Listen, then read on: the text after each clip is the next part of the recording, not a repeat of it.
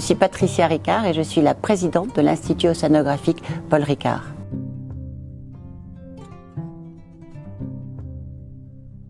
L'Institut océanographique Paul Ricard a été créé en 1966 par mon grand-père Paul Ricard, qui a inventé notamment la célèbre pastis qui porte son nom en France. Et c'était le fruit d'une colère partagée avec à l'époque des précurseurs de la défense de la nature, des gens comme Alain Bombard, Haroun Tazieff, Jacques-Yves Cousteau, Paul-Émile Victor. Et en fait, ils avaient voulu se révolter contre un rejet d'une usine de bauxite qui faisait des grandes traînées rouges dans la rade de Cassis. On avait appelé ça les boues rouges. Et mon grand-père a dit la belle bleue, la grande bleue ne doit pas devenir la mer rouge. Et donc, on avait vu pour la première fois, au lieu d'avoir des jeunes étudiants qui manifestaient, c'était des maires, des ministres, des chefs d'entreprise et des grands scientifiques qui essayaient de manifester pour sensibiliser la population au fait que la mer Méditerranée ne pouvait pas être une poubelle. Ils se sont, pendant 3 ans, vraiment, ils se sont battus vraiment comme des lions. Malheureusement, ils ont pas eu gain de cause parce qu'un arrêté préfectoral a choisi de continuer le rejet pour des raisons économiques. Mon grand-père et Alain Bombard, à ce moment-là, ont décidé de créer un observatoire de la mer sur l'île des Ambiers, dans le Var, dans le sud de la France, qui deviendra par la suite l'Institut océanographique Paul Ricard, qui fêtera ses 60 ans l'année prochaine et qui reste encore à ce jour une des trop rares initiatives de financement et de mécénat privé d'une entreprise et de philanthropes en faveur des sciences de la mer.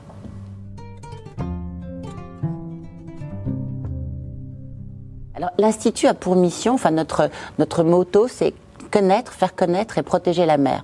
Si je devais traduire ça aujourd'hui devant les enjeux planétaires qui sont les nôtres, qui sont l'effondrement de la biodiversité, l'accélération du changement climatique, les sécheresses et le risque alimentaire sur la planète, aujourd'hui nous pensons que notre rôle est de mettre la connaissance scientifique et technique au service des solutions durables, des solutions concrètes, locales, si possible low cost, high efficiency. On va rester dans le petit, dans le mesuré, mais dans le très précis et dans le fiable, le concret, le sécuritaire.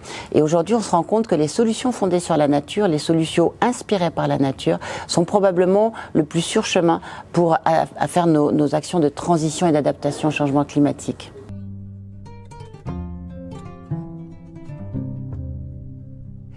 Sur le projet Araguna-Ardingen que nous avons initié avec la Fondation Veolia, notre principale participation va être la compétence scientifique et technique.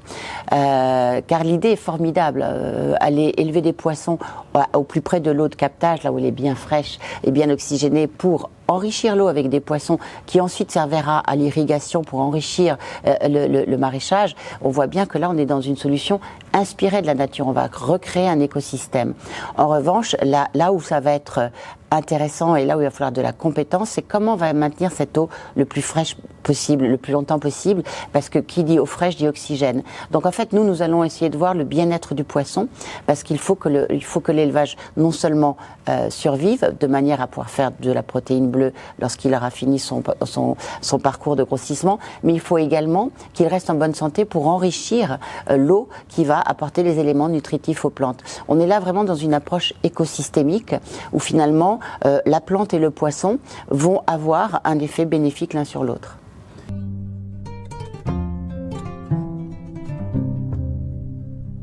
Alors nous allons plus particulièrement accompagner les jeunes sur tout ce qui va concerner l'élevage, soit l'écloserie, soit le grossissement.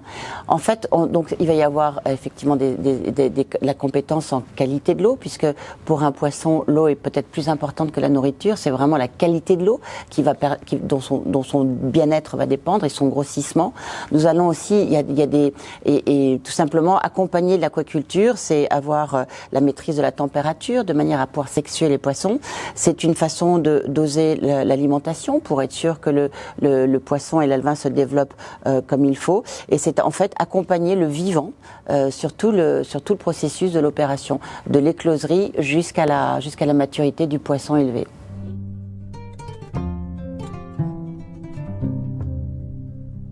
En fait, nous sommes dans un partenariat que nous aimons beaucoup à l'Institut, parce qu'en fait, nous avons remarqué que les partenariats pluriacteurs, multisectoriels, sont très efficaces.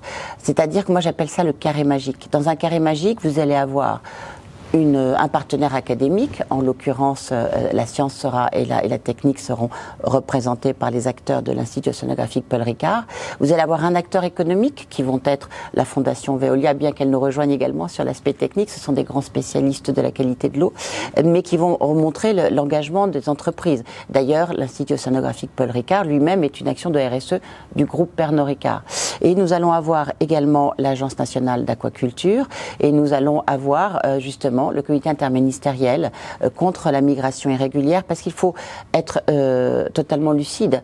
Si nous voulons préserver un avenir serein et un avenir heureux économiquement, avec un développement économique durable, il faut accompagner les jeunes générations et les jeunes étudiants sur ces savoir-faire de l'utilisation du vivant pour apporter ce qu'on va appeler des services écosystémiques, pour avoir une approche en économie circulaire, de recréer des chaînes alimentaires au plus près des bassins de consommation, pour éviter les longs trajets en camion frigorifique et pour également limiter les coûts.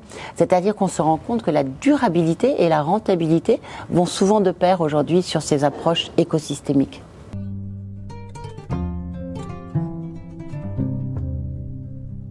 Vous savez, quand nous avons commencé ce programme il y a 6-7 ans maintenant, nous ne savions pas que nous allions recevoir avec la Fondation Veolia le prix du World Water Forum. Nous vous imaginions déjà qu'un jour nous aurions une écloserie. En fait, notre volonté, c'est vraiment d'avoir un démonstrateur, mais qui est une réalité économique, avec tous ces éléments qui sont servent à la fois de démonstrateurs, à la fois qui ont une activité économique de production, mais qui vont surtout avoir une extraordinaire action de formation. Moi, ma vision et mon souhait, c'est que Arduna Ardjingen puisse former le plus de jeunes possible, que eux-mêmes, plus loin, aillent ouvrir de nouveaux centres pour former d'autres jeunes.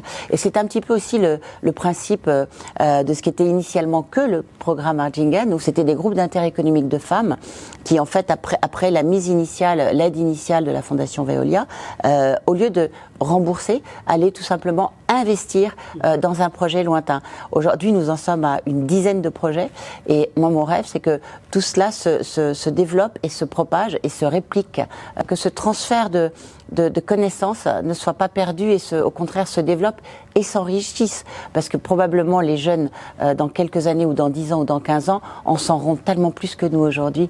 Donc voilà, c'est une dynamique vertueuse. On est dans le partage, on est dans la formation, on est dans le transfert de compétences et on est dans de donner un outil aux jeunes pour pouvoir prendre leur avenir en main localement et en accompagnant la communauté et l'intérêt général.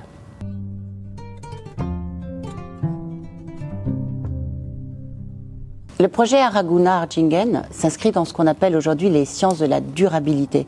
Et ce projet n'aurait jamais vu le jour sans un ensemble d'acteurs.